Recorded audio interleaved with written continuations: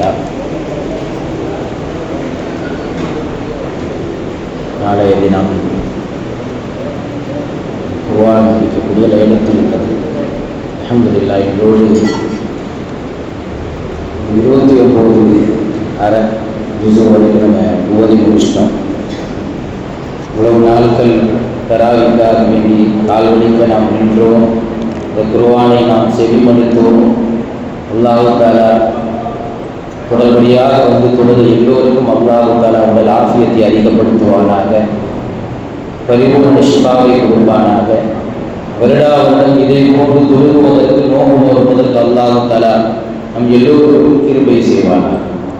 அல்ஹம்துலில்லாஹ். இன்னைக்கு தராவியினுடைய ஒரு இறுதி பயானும் கூட. நாளைக்கு லைலத்துல் கத்ர் பயான். இன்னைக்கு நம்ம என்ன பேசலாம் அப்படின்னு யோசிக்கணும். மக்களுக்கு நம்ம இறுதியாக என்ன சொல்ல போகிறோம்? அடுத்த வருஷம் ஹயாத்தோ மொத்தோ அது அல்லாஹ்வுடைய கையில் இருக்குது. எந்த தலைப்புல பேசுவோம், இது யாருமே அந்த அளவுக்கு பேசுனதில்லை அப்படின்னு சொல்லி நான் பேசுகிறேன்.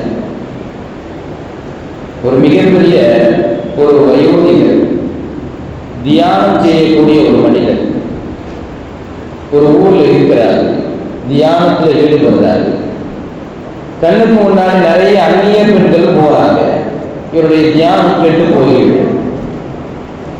நம்ம இப்படி ஊர்ல இருந்தா சரிபடாதுன்னு சொல்லிட்டு காட்டு பகுதிக்கு வந்துடுறாரு. இது ஓரப்பகுதி ஊரில். அப்பவும் அங்க இருக்கிறாரு. பெண்களினுடைய நடமாட்டம் முற்றிலுமாக குறைந்து விட்டது. தியானத்தில் ஈடுபட்டார். ஒரே ஒரு பெண்மணி போனாங்க. இவருடைய சிந்தனைக்குள்ள அந்த பெண்மணியினுடைய பக்கம் போயிடுச்சு. தியானம் கெட்டு போயிடுச்சு. அடுத்து முடிவு பண்ணாரு, இந்த கண்ணால தானே இவ்வளவு கேடு வருது, இந்த கண்ணை நம்ம வந்து கருப்பு துணியால கெட்டிடுவோம், நாளைக்கு அந்த பொம்பளை வந்தாலும் நம்ம தியானத்துக்கு எடுக்க முடியாது அப்படின்னு சொல்லி அந்த கண்ணை கெட்டினாரு. மறுபடியும் அடுத்த நாள் தியானத்தில் அமர்ந்தாரு. அந்த பொம்பளை நடந்து போகும்போது கொலுசு சவுண்டு கேட்டுச்சு. தியானம் கெட்டு போயிடுச்சு. பொம்பளை வந்துட்டு அடுத்த நாள் காதலையும் பஞ்சு வச்சு அடைச்சிட்டார். கண்ணையும் கெட்டியாச்சு, காதலையும் பஞ்சு வச்சு அடைச்சாச்சு. மறுபடியும் தியானத்தில் உட்கார்ந்தாரு. அந்த பொம்பளை புள்ள போச்சு. மல்லிகைப்பூ வாசனை மூக்குல ஆஹா பொம்பளை போகுது. தியானம் கெட்டு போச்சு. அது சொல்றது புரியுதான்? இதுக்கு அடுத்த நாள் மூக்கையும் அடைச்சிட்டார். கண்ணையும் கெட்டிட்டாரு, காதையும் அடைச்சிட்டாரு, மூக்கையும் அடைச்சிட்டாரு. இன்னைக்கு நம்ம எவன் தியானத்துக்கு எடுக்கிறான்னு பார்க்கிறோம் அப்படின்னு ஒரு சவால ஒரு வெளியில அடுத்த நாளும் தியானத்தில் அமர்றாரு. என்ன நடந்திருக்குன்னு நினைக்கிறியா? என்னடா அந்த பொம்பளைக்குள்ள போச்சா இல்லையான்னு தெரியலன்னு கவுத்துட்டேன். அந்த பொம்பளைக்குள்ள போச்சா இல்லையா அப்படின்னு தெரியலன்னு தியானம் போச்சு. ஆக இதுல இருந்து நமக்கு என்ன தெரியுது அப்படின்னா, மனசை கண்ட்ரோல் பண்றது ரொம்ப கஷ்டம். கண்ணை கண்ட்ரோல் பண்ணிடலாம், ஒரு காதை கூட வச்சு அடைச்சிடலாம், ஒரு மூக்கையும் அடைச்சிடலான்னு வைக்கிறேன். மனக்கட்டுப்பாடு அப்படிங்கிற விஷயம் ஒரு மனுஷனுக்கு ரொம்ப கஷ்டம் அப்படிங்கிற விஷயத்தை புரிஞ்சுக்கணும். நபி ஸல்லல்லாஹு அலைஹி வஸல்லம் அவர்கள் தபூக் யுத்தத்துக்கு போயிட்டு வராங்க. இந்த மனசை பத்தி பேசுறது கொஞ்சம் நல்லா கவனிச்சாதான் புரியும். அதெல்லாம் கொஞ்சம் நல்லா கவனிக்கணும். தபூக் யுத்தத்துக்கு நபி ஸல்லல்லாஹு அலைஹி வஸல்லம் போயிட்டு வராங்க. போயிட்டு வந்த பிறகு ஆடையெல்லாம் கலட்ட போறாங்க. ஜிப்ரீல் அலைஹிஸ்ஸலாம் வராங்க. நபியே இன்னும் யுத்தம் முடியல அப்படின்னு சொல்றாங்க. தபூக் யுத்தம் ஒரு சிரமமான ஒரு யுத்தம், ஒரு கஷ்டமான ஒரு யுத்தம், சரியான ஒரு உஷ்ணத்துல நடந்தது, வெயில்ல நடந்த யுத்தம். இன்னும் யுத்தம் முடியல, நீங்க ஆடையை கலட்ட வேண்டாம்னு சொல்ல ரசூலுல்லாஹ் சஹாபாக்கிட்ட சொல்றாங்க, ரஜவு நம்ம எல்லாரும் திரும்பி வந்துட்டோம். மினல் ஜிஹாதில் அஸ்கர், சின்ன யுத்தத்தை தான் முடிச்சிருக்கோம். ஜிஹாதுல் அக்பர், ஒரு பெரிய யுத்தம் பாக்கி இருக்குன்னு ரசூலுல்லாஹ் சஹாபாக்கிட்ட சொல்றாங்க. சஹாபாக்களுக்கு ஆச்சரியம். இஸ்லாத்திலேயே தபூக் யுத்தம் மாதிரி சிரமமான யுத்தம் எதுவுமே கிடையாது, ஒரு கஷ்டமான யுத்தம் எதுவுமே கிடையாது. பொருளாதாரமே இல்லாம யுத்தம் செஞ்சாங்க. போகும்போது பசியில இலைதலைகளை எல்லாம் சாப்பிட்டாங்கன்னு வருது, உணவு பற்றாக்குறையினால. ஆக சஹாபாக்களுக்கு ஆச்சரியம். யுத்தத்தை முடிச்சாச்சு, பெரிய யுத்தத்தை முடிச்சாச்சு.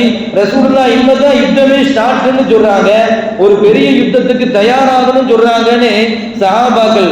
ஒமல் ஜிஹாதுல் அக்பர் யா ரசூலுல்லாஹ், மிகப்பெரிய யுத்தம்னா என்ன சொல்ல வரீங்க நீங்க? ரசூலுல்லாஹ் சொல்லாங்க, முஜாகதத்துல் அபுதுலி ஹவா, ஒரு மனிதன் தன் மனதோடு போருவதுதான் பெரிய யுத்தம்னு சொன்னாங்க. மனதோடு போராடுவதுதான் ஒரு பெரிய யுத்தம். இமாம்கள் அழகா விளக்கம் சொல்றாங்க.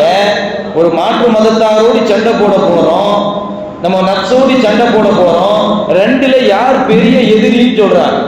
உதாரணமா ஒரு இறை மறுப்பாளரோடு நம்ம போர் செய்யறோம். ஹதீஸ்ல வருது, யூதர்களோடு போர் செய்யாதவரை கியாமத்து நாள் வராதுன்னு வருது. யூதரோடு என்னைக்காவது நம்ம போர் செய்வோம், அது கியாமத்து நாளினுடைய அடையாளம். இப்போ ரசூலுல்லாஹ் சொல்றாங்க, ஒரு இறை மறுப்பாளரோடு போர் செய்யறோம், நப்சோடி போர் செய்யறோம், எது பெரிய போர் விளக்குறாங்க, இமாம்கள் விளக்குறாங்க. இவனாவது கண்ணுக்கு தெரியுமா? இந்த இறை மறுப்பாளர் இருக்காங்கல்ல, அவன் எதையாவது தூக்கிட்டு அடிக்க வரா, நம்ம பார்த்து புனிஞ்சு எஸ்கேப் கூட ஆகலாம். ஒரு விதத்துல உடன்படிக்கைக்கு கூட வந்துருவான்.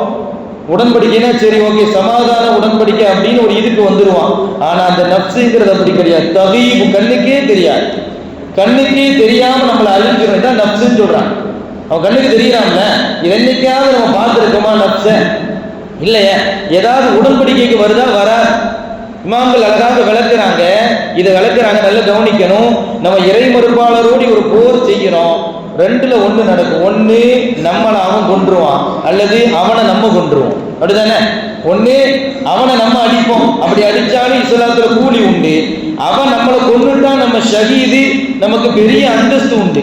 இந்த ரெண்டுலையுமே ஆக போர்ல போய் தோத்தாலும் சரிதான், ஜெயிச்சாலும் சரிதான், சவாபு உண்டு.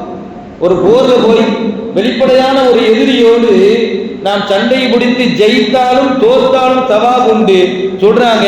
இந்த நப்சோடி தோத்துட்டா நரகத்துக்கு போகணும்னு சொல்றாங்க. தோத்தா நரகம், நப்ச ஜெயிச்சே ஆகணும் ஒரு மனுஷன், தோத்தா நரகத்துக்கு போகணும் அப்படிங்கிற விஷயத்தை நமக்கு பதிவு செய்யறாங்கன்னா, அப்ப எந்த எதிரி பெரிய எதிரி அப்படின்னா நப்சுங்கிற எதிரி தான் பெரிய எதிரி. இவனை நம்ம ஜெயிக்காம விட்டோம், நம்ம நரகத்துக்கு போகணும். இன்னைக்கு ஓதுன ஒரு வசனம், வஷம்சி வதுஹாகா அப்படின்னு ஒரு சூரா வந்துச்சு, கவனிச்சீங்களா? வஷம்சி வதுஹாகா வல் கமரி இதா தலாகா. அந்த சூரா அழகா ஹா ஹான்னு முடிஞ்சுக்கிட்டே இருக்கும், வரிசையா ஹாலையே முடியக்கூடிய சூரா.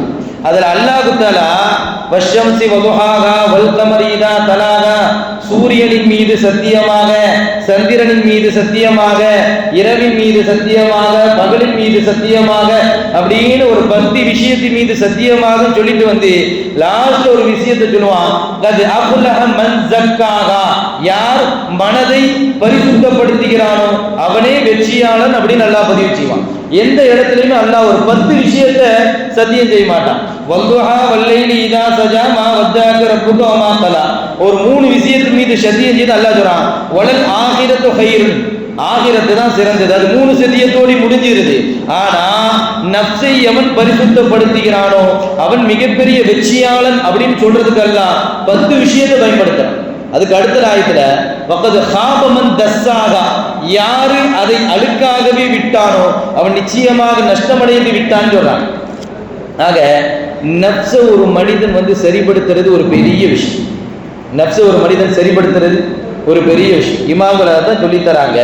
நம்ம ஹதீஸ்ல நிறைய கேள்விப்பட்டிருக்கோம், அல்லாஹ் உங்களது ஆடைகளை பார்க்கவில்லை, உங்கள் அழகை பார்க்கவில்லை, வலாக்கின் யந்துரு இலா குலூபிக்கும், உங்கள் மனதில் என்ன நினைக்கிறீர்களோ அதைத்தான் அல்லாஹ் பார்க்கிறான்.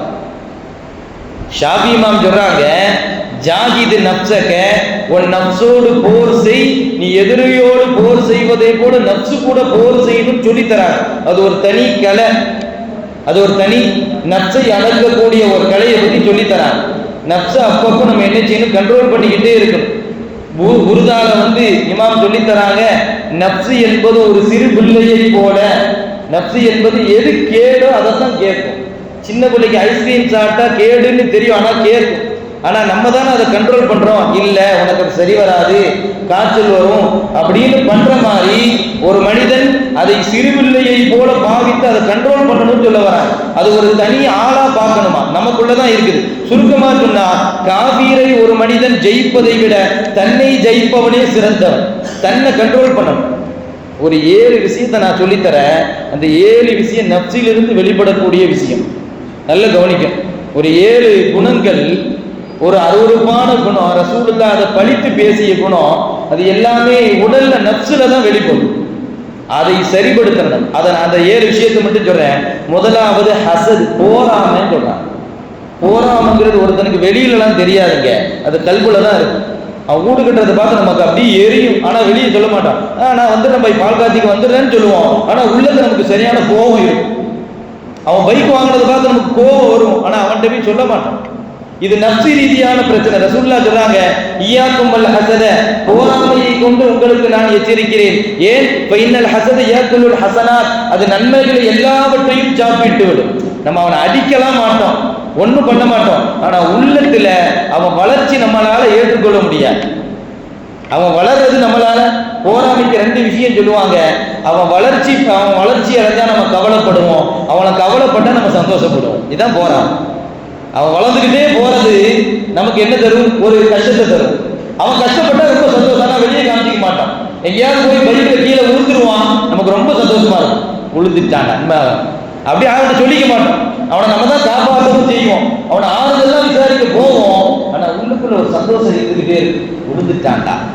இதுதான் போறான். ரசூலுல்லாஹ் சொல்றாங்க, இது ஹசனாத்துகளை எல்லாம் சாப்பிட்டுன்னு சொல்றாங்க. ஒரு போராம வரும்போது அதை தவிர்த்துக்கணுங்க. ரசூலுல்லாஹ் அதை கூடாதுன்னு சொல்லியிருக்காங்க, அது நன்மைகளை எல்லாம் சாப்பிட்டுன்னு சொல்லியிருக்காங்க. எனவே போராமப்படாத யார்கிட்ட சொல்லணும்? நப்சிட்ட சொல்லணும்.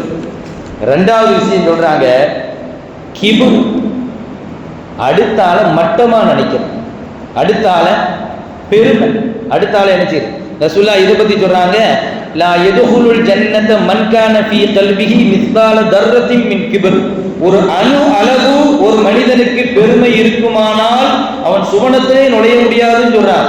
ஒரு தொழுகாதவன் சுவனத்துல நுழைய முடியாதுன்னு சொன்னா ஒரு நியாயம் இருக்கு. ஒரு ரமலான் அடைஞ்சு 30 நோம்புமே வைக்கல, அவன் சுவனத்துல நுழைய முடியாதுன்னு சொன்னா ஒரு நியாயம் இருக்கு. இங்க கிபுரு அது கொஞ்சோண்டு இருந்தா சுவனத்துல நுழைய முடியாதுன்னு சொல்றான். அப்ப அதை விட்டு நம்ம தவிர்த்துக்கணுமா வேலையா? அடுத்த ஆளை மட்டமாவே பார்க்க கூடாதுங்க. அடுத்த ஆளை பார்க்கும்போது இமாம்கள் சொல்லித்தாங்க, ரெண்டு விஷயம் நமக்கு ஞாபகம். ஒண்ணு, நம்மளோட வயசுக்கு குறைவான ஆளை பார்ப்போம், அல்லது பெரிய ஆளை பார்ப்போம். சின்ன பையனை பார்க்கும்போது என்ன நினைக்கணும் அப்படின்னா, இவர் நமக்கு பின்னாடி தான் பிறந்திருக்காரு, நம்மளை விட பாவத்துல கம்மி தான் செஞ்சிருப்பார். இவர் நமக்கு பின்னாடி தான் பிறந்திருக்காரு, அதனால பாவத்துல இவர் நம்மளை விட கம்மி. பெரிய ஆளை பார்த்தா நமக்கு முன்னாடி பிறந்துட்டாரு, நன்மையில நம்மளோட அதிகம். நமக்கு 10 வருஷம் முன்னாடி பிறந்துட்டார், ஒரு 5 வருஷம் முன்னாடி பிறந்துட்டார், நன்மையில எதை விட அதிகம்? இந்த ரெண்டை தான் நினைக்கணும்னு சொல்லி தருவான். சொல்லி புரியுதா? சின்ன பையனை பார்த்தாலும் நல்லதுதான் நினைக்கணும், பெரிய ஆளை பார்த்தாலும் நல்லதுதான் நினைக்கணும். இந்த ரெண்டாவது விஷயத்தையும் நம்ம கவனமா இருக்கணும். இது நப்சுல ஏற்படும், வெளியெல்லாம் அவன்கிட்ட சொல்ல மாட்டேங்க. இது எங்கதான் ஏற்படும்? நப்சுல தான் ஏற்படும். மூணாவது சொல்றாங்க, குரூர் அப்படின்னு சொல்றாங்க. குரூர் அப்படின்னா போதும் என்ற மனப்பான்மை. இன்னைக்கு நிறைய ஓதிட்டோம், நம்ம இன்னைக்கு நல்லா தொழுதுட்டோம், தராவி இன்னைக்கு நம்ம 28 26 நாள் தொழுதுட்டோம் அப்படின்னு ஒரு போதும் என்ற மனம் யாருக்குமே வரக்கூடாதுன்னு சொல்லித்தரான். நான் நிறைய அமல் செஞ்சிட்டேன், நான் நிறைய குர்ஆன் ஓதிட்டேன் அப்படிங்கிற இது யாருக்குமே வரக்கூடாதுன்னு சொல்லித்தரான்.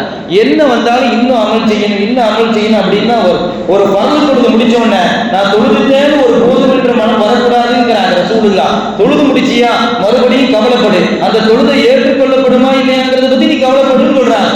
ஒரு இத்திமியினால் ஒரு மூமின் நிம்மதி பெறவே கூடாதுன்னு சொல்றாங்க. கடைசி வரைக்கும் ஒரு மூமினுக்கு கவலை இருந்துகிட்டே இருக்கும். கடைசி வரைக்கும் அபூபக்கர் சித்திக் ரலியல்லாஹு அன்ஹு வரலாறு பதிவு செய்றாங்க, அழுகுறாங்க.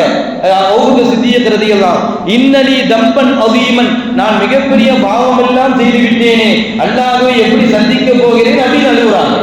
யார்? சித்திக் ரலியல்லாஹு, சோபனம் சொல்லப்பட்டவங்க. தான் செய்த அமல் எவ்வளவோ அமல். ரசூலுல்லாஹ், நான் ஒரே ஒரு ஆளுக்கு மட்டும்தான் பிரதி உபகாரம் செய்யறேன், அது சித்திக் நாயகன் சொன்னாங்க. உலகத்துல எனக்கு உதவி செஞ்ச எல்லாத்துக்குமே நான் மறுபடியும் உதவி செஞ்சுட்டேன், அதை தீர்த்துட்டேன், ஆனா இவருக்கு என்னால ஈடு கொடுக்க முடியுது ரசூலுல்லாஹ் சொன்ன அந்த சஹாபி சொல்றாரு, நான் நிறைய பாவம் செஞ்சுட்டேனே அப்படின்னு சொல்றாங்க. ஆக நான் நல்ல நன்மை செஞ்சிருக்கேன்னு யாரும் நினைக்கவே கூடாது, இது குருங்கிறாங்க. இதுவும் நம்மளுடைய நன்மைகளை அழிச்சிரும். எல்லா சஹாபாக்களும் அழுதுருக்காங்க, சுவனம் என்று சொல்லப்பட்ட சஹாபாக்கள் அழுதுருக்காங்க, உமர் ரலியல்லாஹு அன்ஹு அழுதுருக்காங்கல்ல. முனாஃபிக்னுடைய லிஸ்ட் ஒரு சஹாபாக்கள்கிட்ட ரசூலுல்லாஹ் சொல்லிட்டு போனாங்க. உமர் ரலியல்லாஹு டெய்லி போய் கேட்பாங்க, முனாஃபிக்ல ஏன் பேர் இருக்கான்னு கேட்பாங்க. உமர் ரலியல்லாஹுக்கு முனாஃபிக் ஏதாவது சம்பந்தம் இருக்கா? உமர் ரலியல்லாஹு பத்தி ஹதீஸ்ல வருது, இவர் ஒரு வழியில போனா மற்றொரு வழியில ஷைத்தான் ஓடுவான்னு வருது, அந்த வழியில ஷைத்தானே போக மாட்டான்னு வருது. அந்த உமர் ரலியல்லாஹு பயந்துருக்காங்கல்ல, நான் நிறைய அமல் செஞ்சிருக்கேன் அப்படின்னு என்னைக்காவது நினைச்சாங்களா? அப்படின்னா குரூர் ஒரு மனுஷனுக்கு வரக்கூடாது. 5 வக்து அன்னைக்கு தொழுதுட்டாலும் சரிங்க, வரக்கூடாது.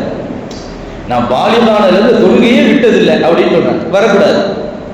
நான் வயசுக்கு வந்ததிலிருந்து எனக்கு கலாமே ஆனதில்லை, அப்படி செஞ்சுட்டு போங்க, அதை சொல்லக்கூடாது யார்கிட்டையும், அப்படி நினைக்க கூடாது, நம்ம நிறைய அமல் பண்ணிட்டோம் அப்படின்னு வரக்கூடாது. இது மூணாவது குணம். ஹசது, கிபுரு, குரூரு நாலாவது ஹுப்புத் துன்யா, உலக மோகம்.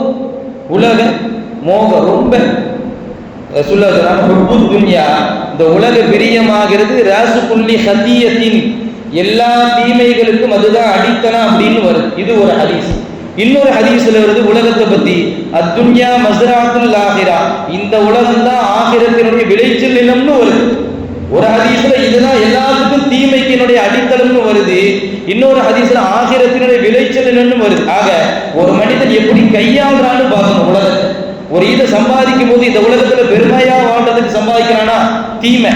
ஒரு மனுஷன் சம்பாதிக்க அந்த குடும்பத்தை காப்பாற்றணும், இதன் மூலமா நிறைய சதகாக்கள் செய்யணும், ஜகாத்துகள் கொடுக்கணும் அப்படிங்கிற நோக்கத்துல ஒருத்தர் சம்பாதிச்சா அதுக்கு சவாபா மாறுங்கிறார். ஆக இந்த உலகத்துல நம்ம சுகபோகமா வாழணும் அப்படிங்கிற ரீதியில யாரும் சம்பாதிக்கக்கூடாது. உலகத்தினுடைய மோகம் ஒரு மனிதனுக்கு அது அகல பாதாளத்தில் தள்ளிவிடும் அப்படின்னு சொல்லி வராங்க. இந்த நாலாவது குணம் நான் சொன்னது. அஞ்சாவது ரியா, முகஸ்துதி. இது எல்லாத்தையும் இருக்கும், நம்மள்டே இருக்கு, எல்லாத்தையும் இருக்கு.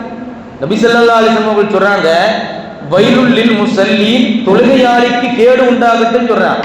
எங்க ஒரு காபிருக்கு கேடு உண்டாகட்டும் சொன்னா பரவாயில்ல, தொழுவாத மனிதனுக்கு கேடு உண்டாகட்டும் சொன்னா கூட பரவாயில்லை. ரசூலுல்லாஹ் தொழுகையாளிக்கு கேடுங்கிறாங்க. தொழுகாத மனிதன் ரசூலுல்லாஹ் திட்டா பரவாயில்லை. வைலுல் முஸல்லீன், தொழுகையாளிக்கு தான் கேடு உண்டாகட்டும். அல்லது அந்த வயலுக்கு விளக்கம் சொல்றாங்க, தொழுகையாளிக்கு வயல் என்ற நரகம் இருக்குன்னு சொல்றாங்க. அல்லதீன ஹும்மன் ஸலாத்திஹிம் சாஹூன் அல்லதீனயும் யுராவும், அவன் தொழுகுவான் தன்னை பிறர் பார்க்க வேண்டும் என்கிற நோக்கத்திலேயே தொழுகுவான்.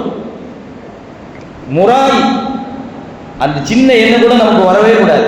ஒரு 3 மணிக்கு வந்து தொழுகிறோம், நம்ம மனசுல அப்படி யாராவது பார்க்க மாட்டாங்க அப்படின்னு வருது, வரக்கூடாது. ரொம்ப நேரம் உட்காந்து குர்ஆன் ஓதுறோம், யாராவது லைட்டா நம்மளை திரும்பி பார்க்க மாட்டாங்க அப்படின்னு வரக்கூடாது. ஆக முகஸ்துதிங்கிற ரசூலுல்லாஹ் வெறுத்தாங்க. என்ன சொன்னாங்க? அஹுவகுமா அகாபு அலைக்கும், உங்களின் மீது நான் அதிகம் பயப்படுவது என்ன தெரியுமா? சஹாபாக்கள் சொல்றாங்க அஷ்ஷிருக்குல் அஸ்கர், சின்ன ஷிர்க்குன்னு சொல்றாங்க. சஹாபாக்கள் கேட்குற ரசூலுல்லாஹ் சின்ன ஷிர்க்குனா என்ன? அர்ரியா, அதுதான் முகஸ்துதி. நீ அல்லாஹ்விற்காக வேண்டி அமல் செய்யாமல் பிற மக்கள் பார்க்க வேண்டும் என்று அமல் செய்கிறாயே, இதுதான் முகஸ்துதின்னு சொன்னாங்க. ஒரு சின்ன வரலாறு, மாலிக் இப்னு தீனார் ரஹ்மஹுல்லாஹ் அவங்க பதிவு செய்றாங்க. பசராக்கு போறாங்க.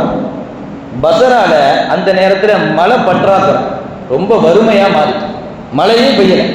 மக்கள் எல்லாரும் அசருக்கு அப்புறம் தொழுது துவா கேட்கிறாங்க, மகரிபுக்கு அப்புறம் தொழுது துவா கேட்கிறாங்க, எல்லா நேரத்திலையும் தொழுது துவா கேட்கிறாங்க. மழை வரவே இல்லை. மாலிக் இமாம் வெளியூர்ல இருந்து வந்த வாசி இரவுல பள்ளியில இருக்கிறாங்க. மாலிக் ரஹ்மத்துல்லாஹ் ஒரே ஒரு கருப்பினத்தை அடிமை பள்ளிக்குள்ள வராரு. பள்ளிக்குள்ள வந்து துவா கேட்கிறாரு. அவர் துவா கேட்கும், அவரு உள்ள வரும்போது தன்னை யாராவது பார்க்கிறாரான்னு திரும்பி பார்த்துக்கிறார். அவரை பார்க்க கூடாது, அவர் திரும்பி பார்த்துக்கிறார். பார்த்துட்டு உள்ள வராரு.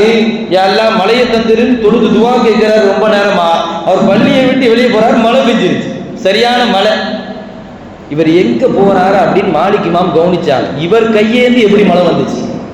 இவ்வளவு மக்கள் ஊரே வந்து கூடி கையேந்தது, மழை வரல. இவர் கையேந்தி எப்படி மழை வந்தது? இந்த அடிமை அவரையே கவனிச்சு போறாங்க. ஒரு வீட்டுக்குள்ள நுழையிறாங்க. இரவுல பார்த்துட்டு வந்துடுறாங்க. அதுக்கு அடுத்த நாள் அந்த வீட்டுக்கு போறாங்க மாலிக் இமாம். பார்த்தா அந்த வீடு அடிமைகளை விற்கக்கூடிய வீடு. கதவை தட்டுறாங்க, எஜமான்ட்ட கேட்கிறாங்க, எனக்கு ஒரு அடிமை வேணும்னு கேட்கிறாங்க.